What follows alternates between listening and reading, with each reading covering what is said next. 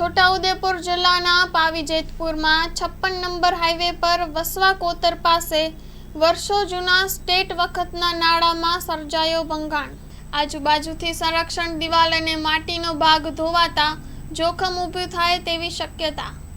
નાળું ધોવાતા સાવચેતીના પગલા રૂપે તંત્ર દ્વારા ભારદારી વાહનો કર્યા બંધ, 2 વ્હીલર અને 4 વ્હીલર માટે અવરજવર ચાલુ। પાવીજેતપુર પાસે છોટાઉદેપુર રોડ પર વસવા કોતર પાસે આવેલું છે વર્ષો જૂનું નાળું। પાવીજેતપુરમાં અને ઉપરવાસમાં 2 દિવસથી સતત વરસાદ વરસતા નાળામાં ભરપૂર પાણીની આવક થતાં ધોવાયું નાળું।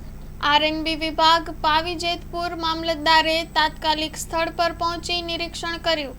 પાવીજેતપુર પોલીસે ઘટના સ્થળે પહોંચી ટ્રાફિક ખુલ્લો કર્યો। Story report by Imran Sindhi, Chhota Udepur.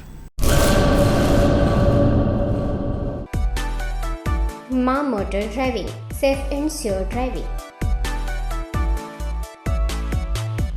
Driving એ શોખ સાથે આપની મોટી જવાબદારી પણ છે।